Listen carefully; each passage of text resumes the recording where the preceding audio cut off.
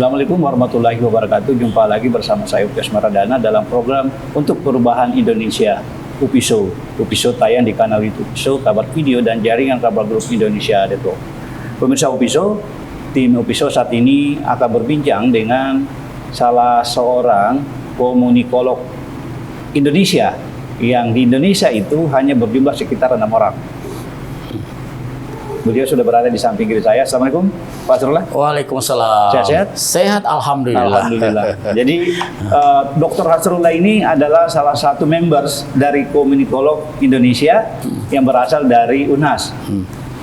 Ada beberapa kampus di Indonesia seperti UNHAS, UNAIR, dan UI. Ya. Dan komunikolog itu juga sebenarnya adalah pakar yang selalu melahirkan ide-ide yang kemudian diperdebatkan publik di Indonesia. Nah, kali ini temanya agak sedikit nyerempet-nyerempet. Soal Indonesia Timur yang sepertinya diabaikan dalam beberapa dekade terakhir. Pertanyaan pertama saya buat Pak Hasrullah. Ini kan lagi panas nih jelang Pilpres, Pileg 2024. Dari sejumlah nama calon presiden dan calon wakil presiden, itu sepertinya tidak ada nama-nama dari Indonesia Timur. Ada apa gerangan? Ya, ini juga terjadi sekitar 40 tahun atau 30-40 tahun yang lalu di kawasan timur. Ketika orang bicara tentang Irama Suka. Irian, Maluku, Kalimantan, Sulawesi. Kemudian ada istilah dulu namanya IBT, Indonesia bagian timur, maupun IBB. Itu artinya dalam kontestasi politik, kawasan timur itu kadang-kadang dinomorduakan. Nanti ada upaya, aspirasi memberikan masukan kepada the ruling class, penguasa yang akan berkuasa, kemudian the ruling partai, baru dia tahu bahwa sebenarnya Indonesia dimulai dari Kalimantan, dari Sulawesi, dari Ambon, dari Papua, dari Bali, NTT, itu punya sumber daya dalam hal untuk menyumbangkan tokoh-tokoh yang bisa berkiprah di tingkat nasional. Itu di era Baramuli, ya, kita kenal. Kemudian Pak JK waktu itu juga memberi respon, bahkan 30 tahun yang lalu itu sudah menjadi perdebatan yang sengit gitu, bahwa Indonesia itu tidak boleh tidak ada keterwakilan. Kalau kita lihat Sumpah Pemuda 28 Oktober 1928 itu kan ada namanya Yong Sumatera, Yong Java, Yong Kalimantan, Yong Celebes, Yong Ambon. Kemudian ada gerakan-gerakan dari teman-teman dari seluruh Nusantara gitu. Itu artinya Indonesia dibangun tidak hanya bagian barat saja, yang notabene hanya Sumatera dan Jawa. Nah, keterwakilan itu menjadi sebuah acuan yang harus kita sepakati bersama. Apalagi di Pilpres yang akan datang, walaupun sudah ada 3 calon yang sudah menyatakan diri bahwa akan maju, baru calon Pertama Anies, kedua Ganjar, ketiga Prabowo. Nggak ada orang dari timur gitu. Apakah kalau ditanya apakah SDM atau tokoh-tokoh politik dari timur tidak mampu? Tidak juga. Bukti sudah membuktikan bukti politik sudah menunjukkan. JK sudah menunjukkan. Kemudian beberapa menteri baik itu tentang Tenri Abeng maupun Yusuf Kala sebelumnya, ada Erna Witolar, kemudian ada beberapa yang dari Papua, Predi Rumberi, kemudian ada beberapa Manuel Kasaipo, seorang wartawan yang di Kompas mewakili. Ada beberapa yang sifatnya bisa menjadi ramuan untuk menyatakan bahwa negara kesatuan politik itu juga harus ada keterwakilan. Tidak enaknya kalau saya bilang, kalau saya bilang Irama Suka dan bagian timur, kita tidak mau menyumbangkan suara dalam pesta demokrasi akan datang. Ini bukan pesta demokrasi Indonesia. Nah, saya menganggap jangan melihat sebelah mata tokoh-tokoh dari timur. Makanya 3 calon ini, siapapun yang jadi, saya berharap ada orang dari kawasan timur.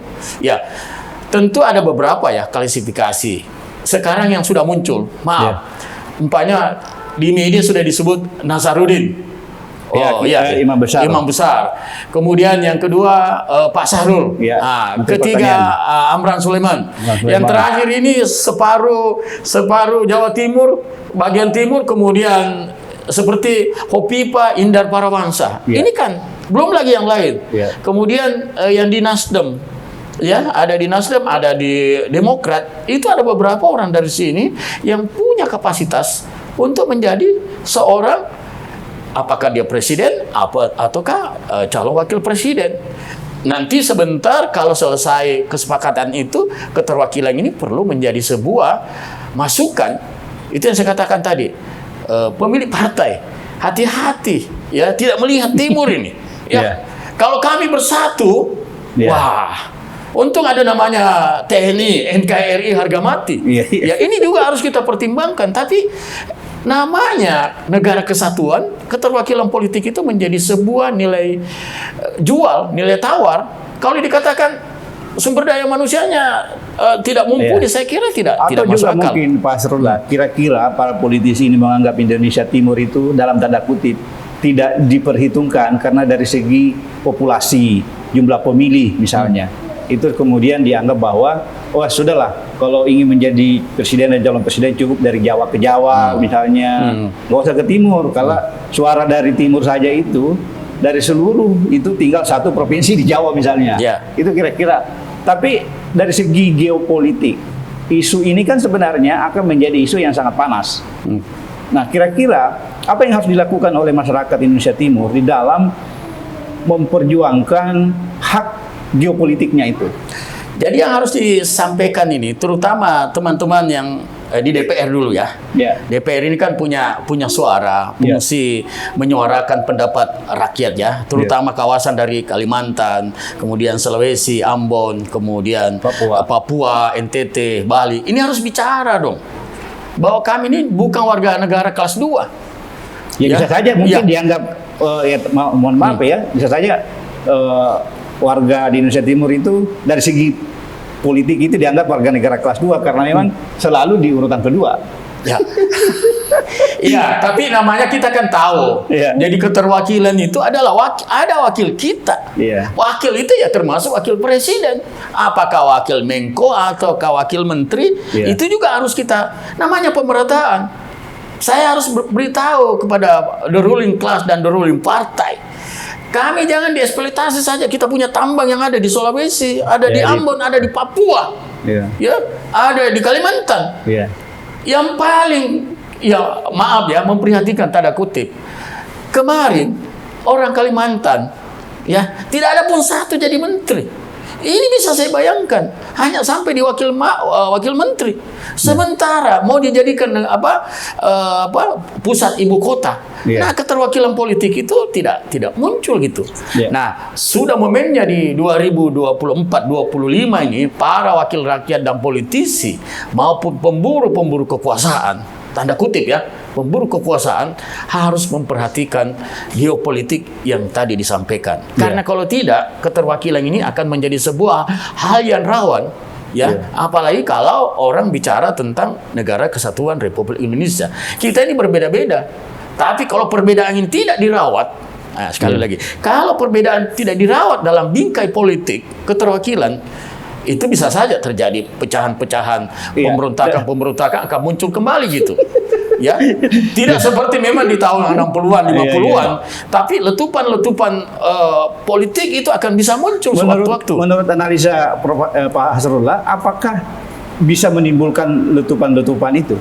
Bisa saja. Misalnya di berbagai perdebatan politik ini, persoalan geopolitik ini kan sepertinya diabaikan. Apakah ini potensinya besar kira-kira untuk kawasan-kawasan atau wilayah-wilayah yang memang tidak diakomodir secara politik? Itu akan terjadi dengan sendirinya. Ada ketidakpuasan. Artinya minimal kalau ada di salah satu provinsi ada yang wakili dalam bentuk kementerian, minimal dia bisa memperjuangkan di mana dia berasal gitu. Nah, saya berharap para politisi yang akan bertarung juga, aspirasi masyarakat seluruh Indonesia itu harus bisa menjadi ukuran bahwa untuk mendamaikan kita ini, coba lihat podium pader kita. Itu kan ada keterwakilan. Sesudah merdeka maupun sebelum merdeka sudah ada gitu. Jadi keterwakilan seperti ini jangan dilihat keterwakilan hanya dalam bentuk partai, tapi keterwakilan tokoh itu menjadi solusi terbaik dalam menjaga negara kesatuan Republik Indonesia. Jadi komunikolog Unhas, pemirsa Opiso, mewanti-wanti pada siapapun yang menjadi penuntut Republik ini itu mengakomodir tokoh-tokoh dari Indonesia Timur. Dan kemudian apa yang harus dilakukan oleh masyarakat Indonesia Timur agar aspirasinya itu bisa dipenuhi? Pertama, ya saya bilang tadi, ada beberapa tulisan saya di media media lokal, termasuk juga di media Surabaya. Itu saya sudah bilang bahwa kue politik ini harus dibagi. Kue politik ini harus dibagi. Jangan Anda menikmati sendiri dong. Ya.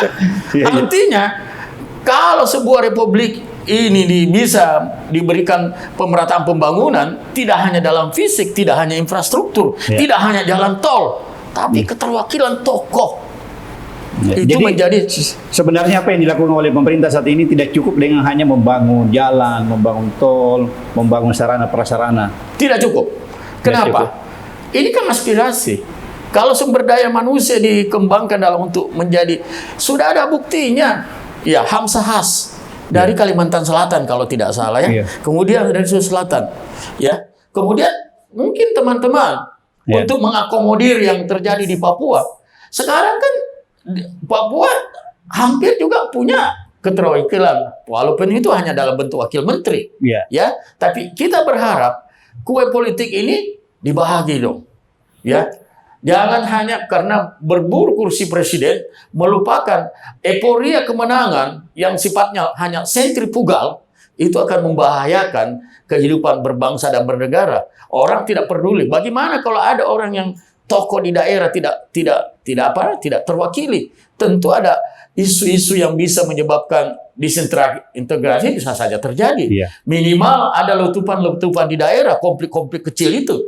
Makanya kalau terjadi konflik kan yang dicari tokohnya kan. Siapa yang bisa mendiamkan ini? Mendiamkan ini di daerah sehingga apalagi kalau dieksploitasi dia punya tambang. Jadi jangan hanya kekayaan sumber daya alamnya yang dieksploitasi, tetapi giliran kekuasaan kawasan timur Indonesia dilupakan. Jadi kata sederhananya NKRI harga mati, tapi persoalan geopolitik, kue politik itu juga harus merata. Begitu Pak Sarullah ya? Saya kira begitu.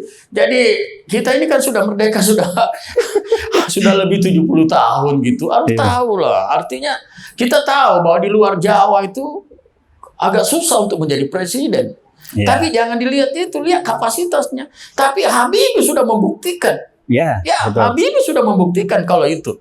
Ya, karena memang terjadi reformasi pada saat itu. Waktu itu Pak Habibie menjadi wakil presiden, ya otomatis dia. Tapi kalau dibicara tentang kemampuan, saya kira untuk itu saya berharap kepada partai the ruling partai ini, rekrutlah orang-orang terbaik kalau Anda mendapatkan tokoh utama. Ya, kemudian kalau perlu bisa melihat mana tokoh dari timur yang bisa menjadi aspirasi dari orang timur gitu. Dan sebenarnya dari segi ketokohan, kapasitas dan kapabilitas itu banyak tokoh-tokoh Indonesia Timur yang sebenarnya punya track record yang bagus. Dan sejarah juga mencatat banyak tokoh-tokoh dari timur yang kemudian bisa memimpin bangsa ini dengan baik. Dan oleh sebab itu menurut kita berharap bahwa kontestasi politik di 2024 ini tetap memperhatikan aspek geopolitik, pemerataan, kekuasaan yang mengakomodir kepentingan wilayah. Nah, pertanyaan terakhir saya buat Pak Sarullah, seberapa pentingkah aspek keterwakilan wilayah di sebuah negara seperti Republik Indonesia misalnya? Terus terang aja ya, kalau bicara tentang Undang-Undang Dasar itu jelas sekali. Negara Kesatuan Republik Indonesia yang terdiri dari beberapa provinsi.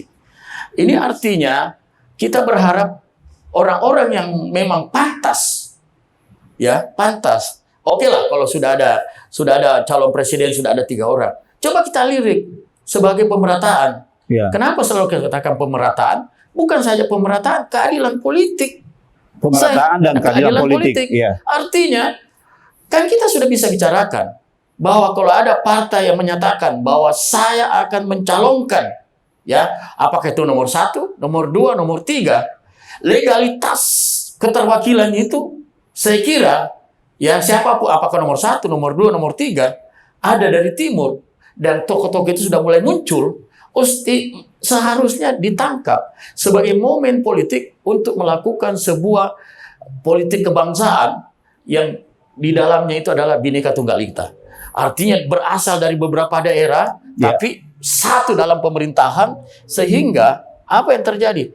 Oh, ternyata kue politik ini dibagi dengan baik. Iya, sebenarnya itu. Jadi poinnya adalah bagaimana para stakeholder, pemilik kekuasaan di Republik ini memperhatikan aspek keterwakilan wilayah yang kemudian bisa diakomodir sebagai bagian dari apa yang disebut sebagai NKRI. Ya. Negara Kesatuan Republik Indonesia. Terima kasih Pak Hasrullah atas waktunya. Sama-sama. Nanti pemirsa Upiso kita akan mengulas lagi dengan komunikolog Indonesia lainnya bersama Upiso di kesempatan yang berbeda. Terima kasih sekali lagi atas waktu Pak Hasrullah, dan kita berharap kita akan berbincang di lain waktu. Dari studio tim Upiso mengucapkan terima kasih. Sampai berjumpa di episode berikutnya. Assalamualaikum warahmatullahi wabarakatuh. Waalaikumsalam warahmatullahi wabarakatuh.